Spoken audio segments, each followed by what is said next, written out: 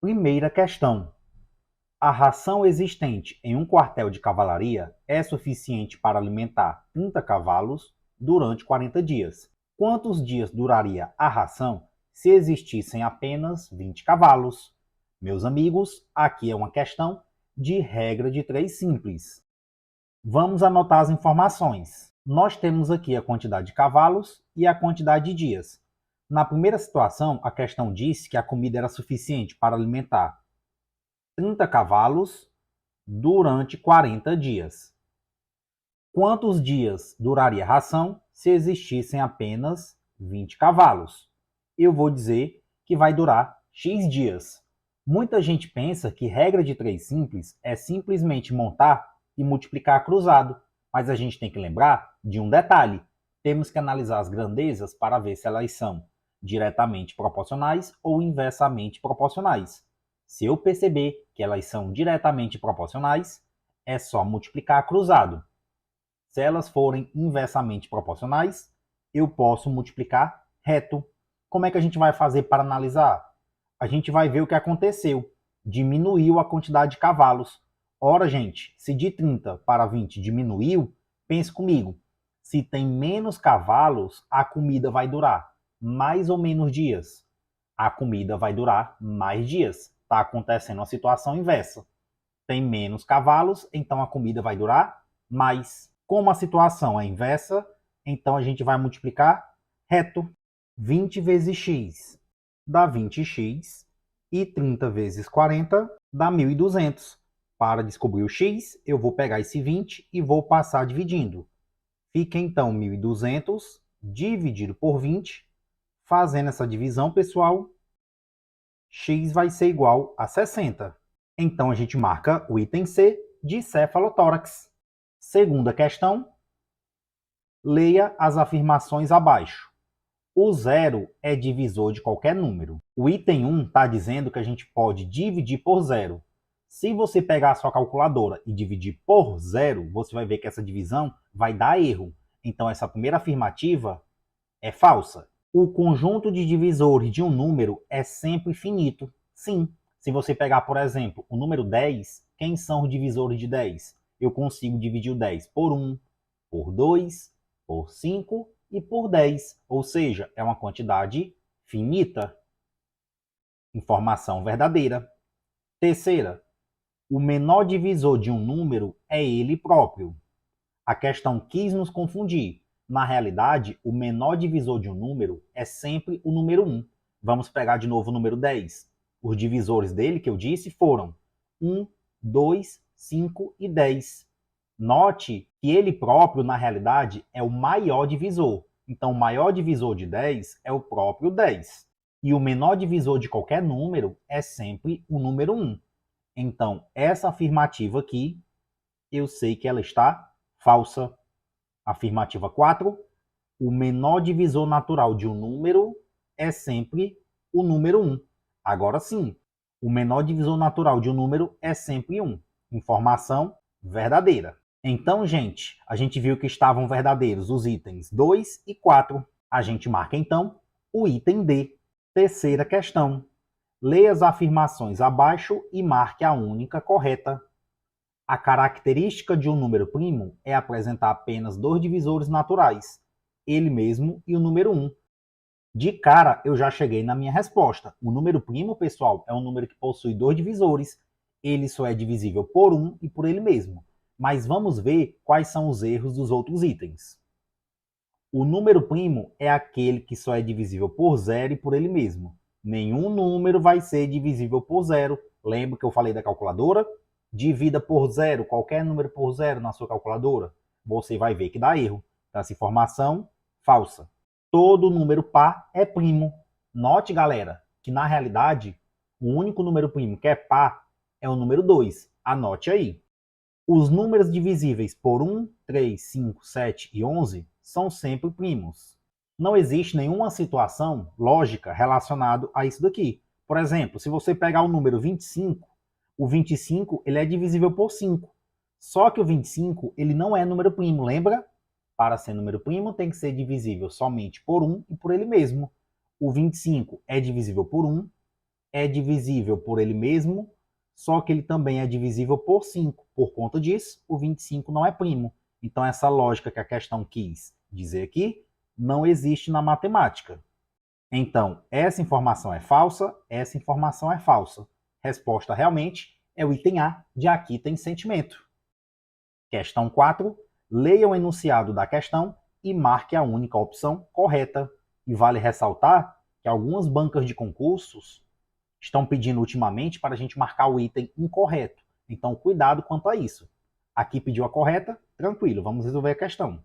Um festival foi realizado num campo retangular de 240 metros de comprimento por 45 metros de largura.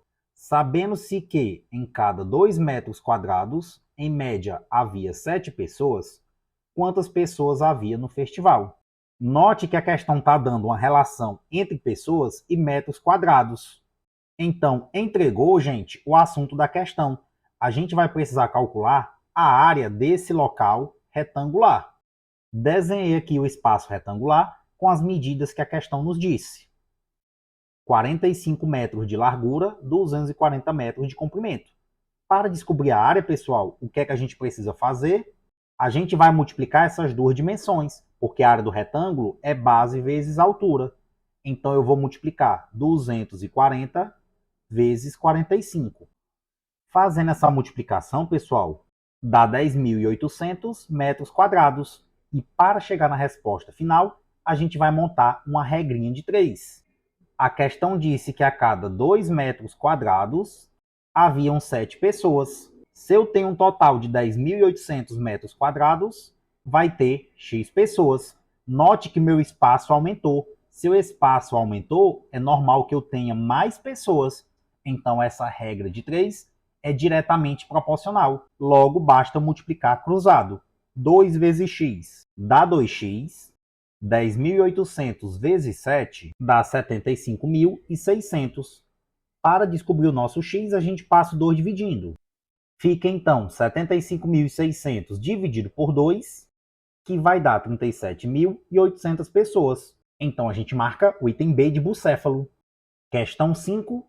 O sistema de numeração decimal posicional recebe este nome, pois são utilizados 10 algarismos e a posição de cada algarismo dentro do número altera o seu valor.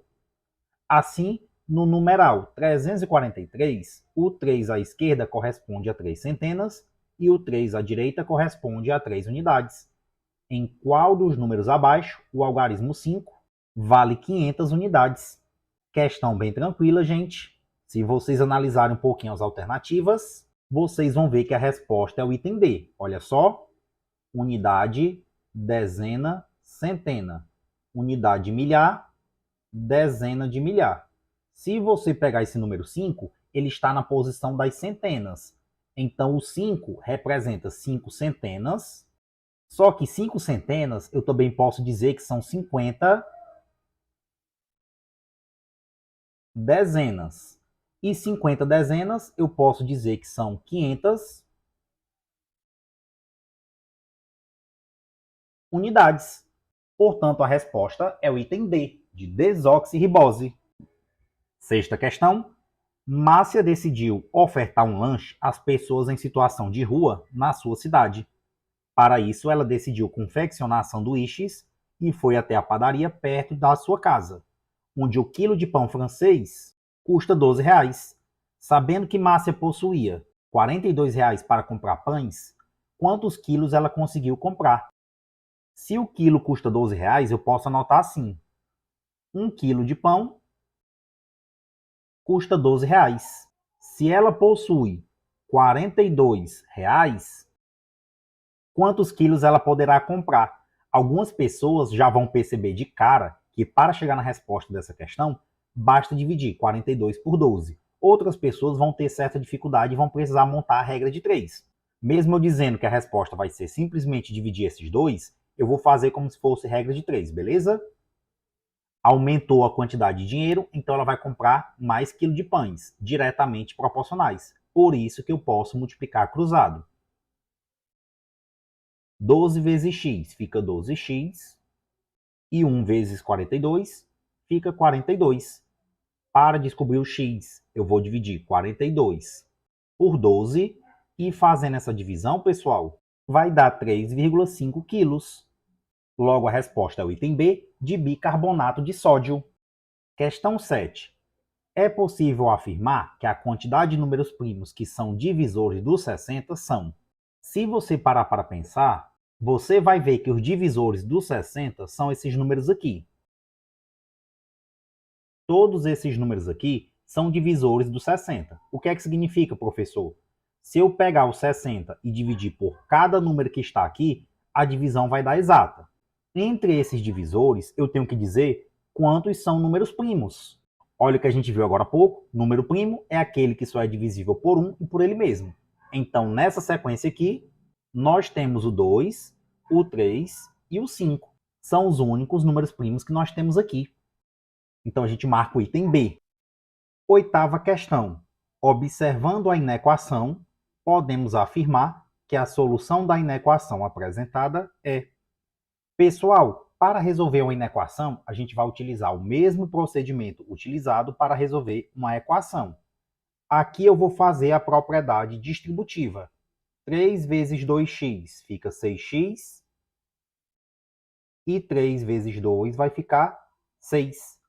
Repito esse sinal e faço aqui também a distributiva. 2 vezes 9 vai ficar 18. E 2 vezes menos 3x vai ficar menos 6x. Vou pegar esse menos 6x e passar para o lado esquerdo, e o 6 eu vou passar para o lado direito. Fica então 6x mais 6x maior do que 18 menos 6. Note que esse menos 6x passou positivo e esse mais 6 passou negativo. 6x mais 6x dá 12x.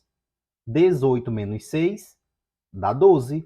X vai ser maior do que 12 dividido por 12, portanto, o x vai ser maior do que 1. Logo, a gente marca o item C de corticoide. Nona questão. Sabe-se que no centro da cidade de Fortaleza tem um bastão de 3 metros de altura e que ele está na vertical. Em certa hora da tarde, sua sombra projetada pelo sol sobre o chão plano mede 2,5. Olha a situação. A gente tem um bastão que, em certo momento, a sombra desse bastão mede 2,5 metros. E a altura dele, a questão disse que era 3 metros. Nesse mesmo instante, a sombra de um poste vertical que fica bem próximo a esse bastão projeta uma sombra sobre o chão plano de 6 metros. Próximo ao bastão, tem um poste. E esse poste projeta uma sombra de 6 metros. Podemos afirmar que a altura do poste é. A altura do poste eu não sei quanto é. Vou montar aqui, galerinha, uma proporção. A altura do bastão está para a altura do poste, assim como a sombra do bastão está para a sombra do poste. Montei uma proporção, agora é só multiplicar cruzado.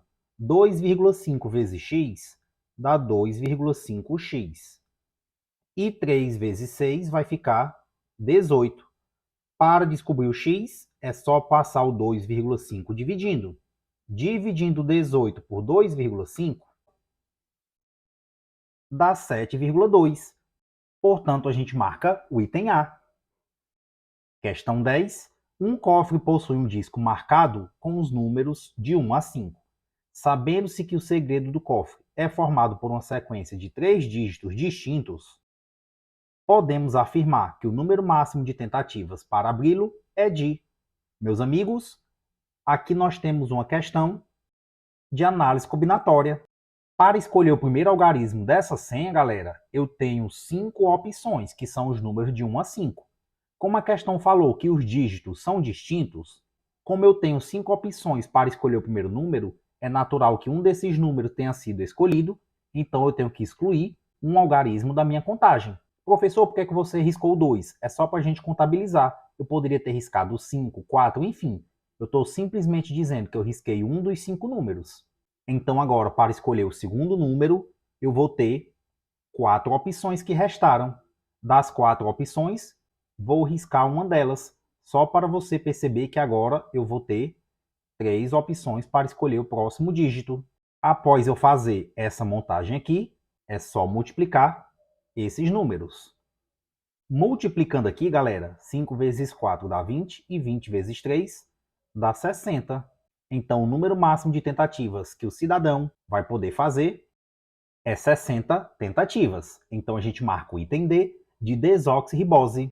Esse bloco eu vou parando por aqui, mas você vai continuar comigo porque tem mais coisas para a gente ver. Forte abraço e até o próximo vídeo.